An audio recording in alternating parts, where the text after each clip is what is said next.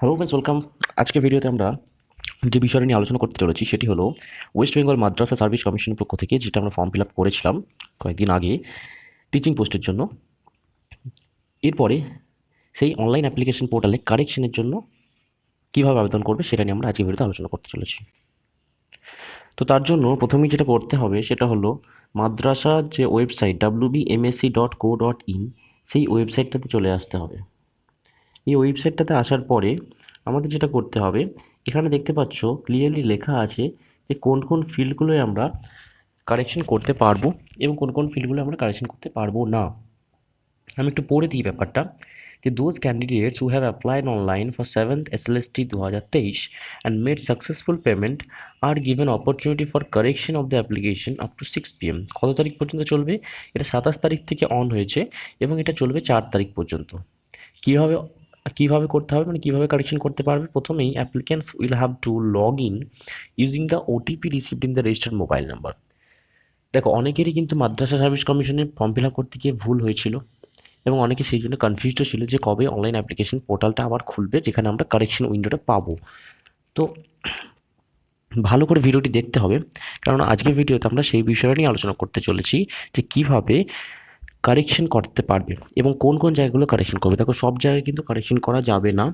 অনেকের হয়তো মার্কস দিতেই ভুল হয়েছিল, ঠিকঠাক মার্কসে ক্যালকুলেশনটা করতে পারেনি, তো তারা অবশ্যই দেখবে, কেননা আজকের ভিডিওতে আমি তোমাদের দেখাবো যে কীভাবে তোমরা মার্কস ক্যালকুলেশনটা ঠিকঠাকভাবে আবার কারেকশন করে দিতে পারবে।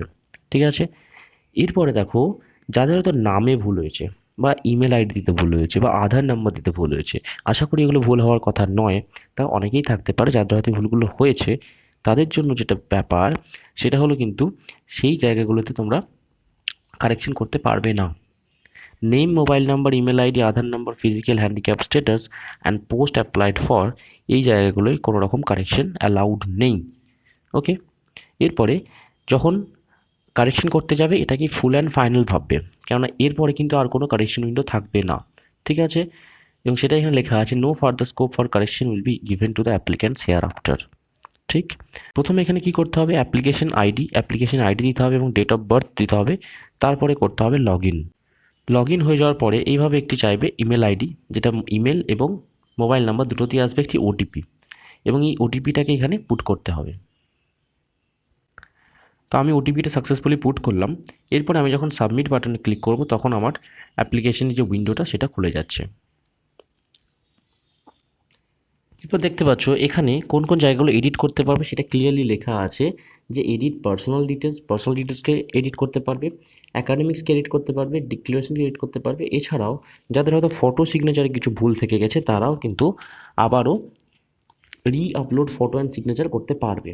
এটা কিন্তু সুবিধা। এরপরে কোন কোন জায়গাগুলো ক্লিক করা যাবে, দেখো এখানে যেমন সাবজেক্টের জায়গা আছে, সাবজেক্টের জায়গাটা তোমরা এডিট করতে পারবে। মিডিয়াম অফ ইনস্ট্রাকশন, সেই জায়গাটাতে ভুল থাকলে তোমরা সেই জায়গাটাতেও ক্লিক করতে পারবে এবং ঠিক করে নিতে পারবে। নামে কিন্তু আগেই বলে দিয়েছে কোনো রকম কিন্তু চেঞ্জ হবে না। ওকে, এরপরে মোবাইল নাম্বার, ইমেল আইডি যেগুলো আছে সেগুলো তো থাকবেই। এরপর নেক্সট আছে যে ন্যাশনালিটি, রিলিজিয়ন, এই জায়গাগুলো যদি কোনো ভুল থেকে থাকে তাহলে তোমরা এই জায়গাগুলো কারেকশন করতে পারবে। ধরো আমার মনে হলো যে রিলিজিয়নটা আমি ভুল লিখেছি, তাহলে আমি রিলিজিয়ন এখান থেকে ক্লিক করে আবার আমি সঠিকটা লিখবো। ওকে, এরপরে আধার নাম্বারটা দেখো, এটা কিন্তু কোনো রকম কারেকশন হবে না, তার জন্য অন্য কালার আছে। যেই জায়গাগুলো সাদা রঙের আছে সেই জায়গাগুলো জানবে কারেকশন করতে পারবে। যেমন এখানে ল্যাঙ্গুয়েজ স্টাডিড, এই জায়গাগুলো তোমরা কিন্তু কারেকশন করতে পারবে। ওকে, ফার্স্ট ল্যাঙ্গুয়েজ, সেকেন্ড ল্যাঙ্গুয়েজগুলো চেঞ্জ করতে পারবে আবারও। ঠিক, এরপরে নেক্সট কোন জায়গাগুলো কারেক্ট করতে পারবে সেটা দেখে নেব। এরপরে যখন তোমার পার্সোনাল ডিটেলস তুমি ঠিকঠাকভাবে লিখে দিলে কারেকশন করার পরে, তখন তোমাকে এখানে সেভ করতে হবে, যে সেভ পার্সোনাল ডিটেলস। ওকে, তো আমি এখানে সেভে ক্লিক করব।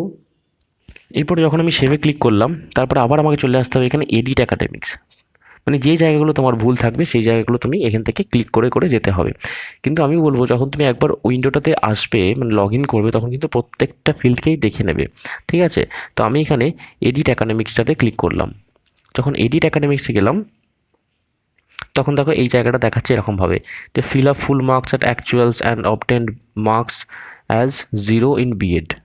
ওকে, এবং অলরেডি আমরা জানি যে নতুনভাবে একটি নোটিশ দেওয়া হয়েছিল, যারা বিএড ক্যান্ডিডেট তারা আবেদন করতে পারবে। তাহলে তাদের যদি কোনো রকম সমস্যা থেকে থাকে, মানে তারাও বুঝতে পারছে না যে আমরা মার্কস অপডেটটাতে কী লিখবো, তাহলে তাদের ক্ষেত্রে ব্যাপারটা দেখো যেখানে করা হয়েছে যে ফিল ফুল মার্কস অ্যাট অ্যাকচুয়ালস, মানে ফুল মার্কসে যেটা পরীক্ষা সেটা লিখতে হবে ফুল মার্কসের জায়গায়, এবং তারপরে অবটেন মার্কস মানে কত মার্কস পেয়েছে সেই জায়গাটা জিরো লিখতে হবে। সেই জায়গাটা যেহেতু তারা কোনো এখনও পরীক্ষা হয়নি বা রেজাল্ট পায়নি, তার জন্য যেহেতু তার পার্সুইং বিএড ক্যান্ডিডেট, তার জন্য তাদের লিখতে হবে জিরো। ঠিক আছে। এরপরে ক্যান্ডিডেট যদি এডুকেশনাল কোয়ালিফিকেশনে কোনো রকম কারেকশন করতে চায়, তাহলে এখান থেকে কারেকশন করতে হবে। আমি একটু দেখিয়ে দিই। তো নেক্সট যেটা স্টেপ সেটা হচ্ছে এডুকেশনাল কোয়ালিফিকেশন। এডুকেশনাল কোয়ালিফিকেশন আসার পর এখানে দেখতে পাচ্ছ যে গ্র্যাজুয়েশন যেটা আছে, গ্র্যাজুয়েশন লিখেছি, তারপরে পোস্ট গ্র্যাজুয়েশন আছে, তারপরে বিএড আছে। ওকে। তো এখানে যদি কোনো ভুল থেকে থাকে, যেমন ধরো স্পেলিংয়ে কোনো ভুল থাকলো, বা তোমার ইনপুট করতে কোনো ডিটেলসে কোনো ভুল থাকলো, সাবজেক্ট ইন শর্ট যে অনার্স তুমি লিখেছো, যে সাবজেক্টগুলো লিখেছো সেগুলোতে হয়তো কোনো ভুল থাকলো, তো সেই জায়গাগুলো তুমি এখান থেকে চেঞ্জ করতে পারবে। এবং পরবর্তীকালে যখন লিখবে কারেকশন করে, তখন কিন্তু কারেক্টলি লিখতে হবে, সেটা কিন্তু যেন ভুল না থাকে। ওকে। এরপর তুমি এখানে পার্সেন্টেজ দেখে নিতে পারবে যে তোমার কত পার্সেন্টেজ লিখেছো সেগুলো ঠিক কি না। ওকে। তো এরপর একই রকমভাবে যদি এখানে কোনো ভুল থাকে সেগুলো আমাকে ইনপুট করতে হবে। ফুল মার্কসের জায়গায় আমি ফুল মার্কস যদি ভুল লিখেছি তাহলে আমাকে ফুল মার্কস দিতে হবে। অবডেন মার্কসের জায়গায় আমি কত নাম্বার পেয়েছি সেটা যদি কোনো ভুল থাকে তাহলে সেটা দিতে হবে। ইয়ার অফ পাসিংটাও দেখে নেবে তার সাথে সাথে। এরপরে দেখো ডেট অফ অ্যাডমিশন, বিএড এর ক্ষেত্রে ডেট অফ অ্যাডমিশন অনেকেরই খুঁজে পাওয়া যাচ্ছিল না বা কবে অ্যাডমিশন হচ্ছে জানে না। তো এই সময় আশা করি সেই ব্যাপারটা ক্লিয়ার হয়ে গেছে, কারণ এতদিন পেরিয়ে গেছে, আশা করি তোমরা ঠিকঠাকভাবে জেনে ফেলেছো। তো সেটা যদি কোনো ভুল থেকে থাকে তাহলে সেটাকেও ঠিক করে লিখে দেবে। ওকে। এরপর এখানে পার্সেন্টেজগুলো কিন্তু চেঞ্জ করে নেবে, কারণ যখনই তোমরা এই জায়গাগুলো ইনপুট করবে আবার নতুনভাবে, যদি কোনো ভুল থেকে থাকে তাহলে তোমার পার্সেন্টেজটা অটোমেটিক্যালি চেঞ্জ হয়ে যাবে। ঠিক আছে। তো এই হলো এডুকেশনাল কোয়ালিফিকেশনের চেঞ্জ বা কারেকশন। এরপরে যখন আমি সেভ অ্যাকাডেমিক্স করে দিলাম, তারপর আমাকে আবার কি করতে হবে না, এডিট, যদি আমি ডিক্লারেশনটা এডিট করতে চাই তাহলে আমাকে এডিট ডিক্লারেশনে ক্লিক করতে হবে। তো আমি এডিট ডিক্লারেশনে ক্লিক করলাম। এখানে দেখতে পাচ্ছ এই অপশনগুলো দেখাচ্ছে। যদি এগুলো কোনো ভুল থেকে থাকে তবেই চেঞ্জ করবে, না হলে এটা স্কিপ করে চলে যাবে। ঠিক আছে। প্রথমে পয়েন্টটা কি ছিল, যে whether the applicant was at any point of time detained in police custody or any charges, যদি পুলিশ কাস্টাডিতে কোনোভাবে ছিল তাহলে ইয়েস করতে হবে, নাহলে নো করবে। ক্রিমিনাল কেস যদি তার উপরে থাকে তাহলে ইয়েস করতে হবে, নাহলে নো করতে হবে। যদি কোনো টাইমে কনভিক্টেড হয়েছিল কোনো ক্রিমিনাল কেসে তাহলে ইয়েস করতে হবে, নাহলে নো করতে হবে। আদারওয়াইজ আমরা সেভ ডিক্লারেশন করে বেরিয়ে যাব। ঠিক আছে। এবার যখন আমরা সেভ ডিক্লারেশন করলাম, সেভ ডিক্লারেশন করার পর এখানে আপলোড করতে দিচ্ছে রি আপলোড ফটো আর সিগনেচার। যদি এই জায়গাতে কোনো ভুল থেকে থাকে তবেই কিন্তু রি আপলোড বা ফটো বা সিগনেচার করবে। তবে একবার দেখে নেবে যে কোনো রকম কোনো ভুল ভ্রান্তি আছে কি না। যদি না থাকে তাহলে একইভাবে তোমরা সেভ করে বেরিয়ে যাবে।